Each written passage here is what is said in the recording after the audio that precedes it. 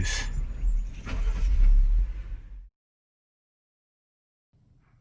How's it going? My name's Jason. I make Super Biscuit hand planes here in Santa Cruz, California, in what I call the Biscuit Lab. I recently had a request from somebody to go over my recent trip to the BSR Surf Resort in Waco, Texas.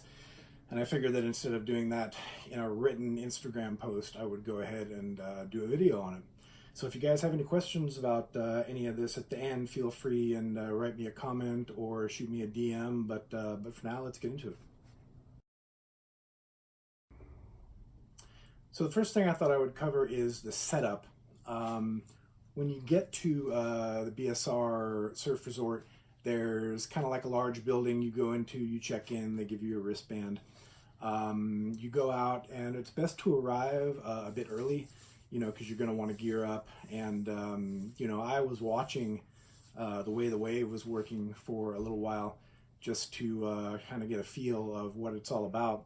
But basically, the thing that creates the wave is behind a big sort of concrete wall. And in front of the concrete wall, obviously, is the pool, and then there's kind of a channel to dampen backwash, I guess. And then some sand on what's like a beach, and chairs, and then gazebos, and the control tower, and stuff like that. The sessions run for an hour. They are $90 a session, at least for the expert session anyway. I don't exactly know about the other ones. But I believe within an hour there are 10 sets. And the guys at BSR can correct me if I'm wrong. But 10 sets, 3 waves per set. You have 9 guys in the water at a time, divided into 3 groups of 3. So basically, you and 2 other guys, when it's your group's turn, you paddle up to the wall, and you sit there. When you hear the machine start, the waves will start coming. And basically, it's within, it's up to you guys in your kind of subgroup to figure out who takes wave 1, who takes wave 2, who takes wave 3. The guys at the park, and I wanted to give special thanks to Jacob Williams for helping me out with all of this sort of information and everything else in the planning stages leading up to it. He was telling me that waves number 2 and number 3 are better for body surfing because a little more water is drawn out and they tend to be a little bit bowlier, whereas wave 1 is kind of a more, straight down the line kind of thing. So, you basically sit right next to the wall, and wave 1 comes. If you're on 2, when the wave comes in, that's your turn to go. So what I want to talk next is to dig a little deeper into the wave itself. So as for the wave itself, like I was saying, you get 3 waves in a set. So basically, you're guaranteed within a session at least 10 waves. That's if you make them all. I missed quite a few. I botched quite a few, especially when I was getting into it at first. Just because it is kind of hard to catch. But basically what happens is when you first get there, they run right-handers.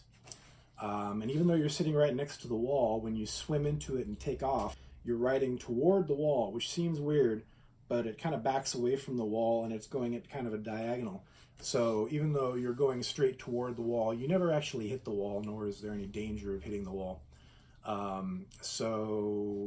Basically you sit right next to the wall, and it's weird because the only real indication you have that it's coming is you can hear the thing, the machine itself start. The wave starts out as like kind of a gurgle, and then all of a sudden the bottom just drops and it becomes this wave. On a surfboard, it's probably not as hard to catch it, but when the bottom starts to drop out, there's a tremendous amount of water moving in that direction. So you got to swim pretty hard to catch it, which is why I missed my first couple and was also in the wrong spot.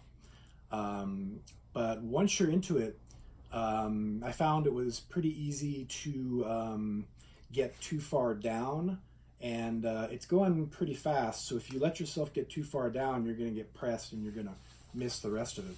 So what I was trying to do once I had a couple under my belt is I was trying to keep a really high line so that I could A, drop to generate speed if I needed to, but B, also not to be caught too low when it started to hollow out. I found that my best waves actually were on the lefts. Um, the wind direction there is predominantly out of the southeast. So, and the park is facing kind of south-ish. So the lefts will be going into that and are kind of offshore.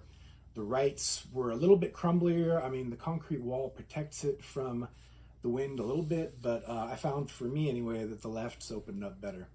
The lefts also, you take off and you start to go and you can see it line up down the line. The corner section is what I was always driving for, because that's where you see those little end barrels rolling through. But there's a bit of a fast part in the middle that I was never able to make it past. So it's not really set up for body surfing, super well. More obviously for board surfing and body boarding. But I still had a lot of fun, and I would definitely do it again.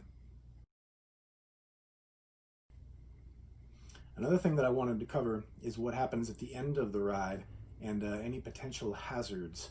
The bottom is concrete. It's fairly smooth, but it's concrete. So the only time that I ever had any problems getting in contact with it was toward the end, or if I let myself get too low in the hollow section and got pressed. There was a couple times I was concerned that I was going to hit the water, but the amount of water moving, kind of creates a cushioning effect, so that when I felt like I was going to hit the bottom, I just felt like the water was pushing back on me. And the only thing I ever really, felt of the bottom was kind of having either my feet or my knees drag along it. But you're sliding pretty fast. And what I had a tendency to try to do was to try to, if I was rolling underwater, trying to get my feet underneath me so that I could land kind of in a standing position and then slide like that underwater. But I did lose a little skin on my knee and got scraped up on my ankle a little bit. But, I never directly hit the bottom at all. But I would just say be aware that it is concrete. It is fairly shallow in the part where it's hollowing out. But just keep your hands out in front of you and try to, like I was saying, land on your feet underwater. And you should be fine. I guess the only other thing that I really wanted to cover was kind of tips or any, gear selection advice that I kind of came across when I was there. Swim fins, for example. So I brought my Viper V5s, my V7s, and the pair of Defin MC Ambers that I have. And the first day I actually thought I grabbed my 5s, but I grabbed my 7s. And I think that probably cost me a few waves. With the fin with the blade that long, it takes a while to get up to speed because they don't have that kind of snappy acceleration that you want when you're sprinting. I switched the next session to my 5s, and that worked much better. I ended up getting a lot more waves. So I would say if you are going to go, leave the UDTs and the V7s behind. Go for like V5s or something along the size of a yucca or something like that. I never got to use the Defins while I was there. I just didn't get around to it, so I can't speak one way or the other on those. The only other thing I would say is if you're using a hand plane, bring some sort of a leash, because they do require that any surf craft that you have in the water with you is leashed to you. So I normally use a fin tether, which has kind of a Velcro cuff that goes around here, and then a bit of, kind of ribbon. The ribbon goes around the strap, the cuff goes on the wrist, and it makes a pretty effective fin leash.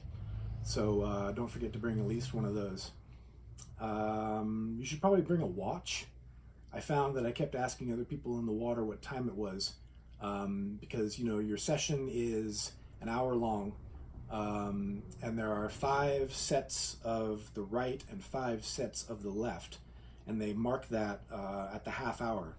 So if you bring a watch, then you'll be able to kind of keep track on how much time you have left, and therefore, probably how many more waves you have left. Oh, and one other thing, regarding that end section, I never talked to Jacob or any of the other guys that work there. I don't know if you would be allowed to sort of sit just at the end section and pick off that barrel.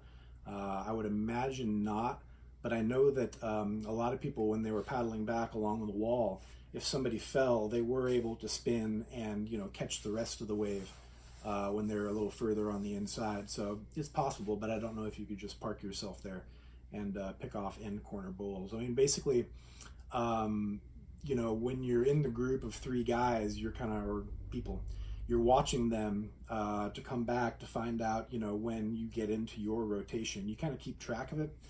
But there was a couple of times, like there was a guy who lost a couple of the fins off his board. So he went out, and all of a sudden we had to kind of figure out what to do with our third in our rotation. You know, somebody else was right there, happy to step in and catch an extra wave.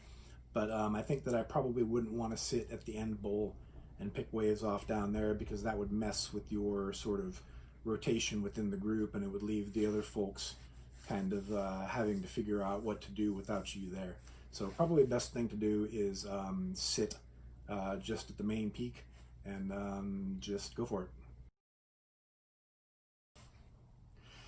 Well, I think that's about it. If anybody out there is considering going and has any questions about like hotels or renting a car or flying in or anything like that, I'd be more than happy to share anything that I picked up during my trip with you folks out there about that. But I think all I'll say just to wrap it up is that I had a great time out there. I definitely would want to ride it again.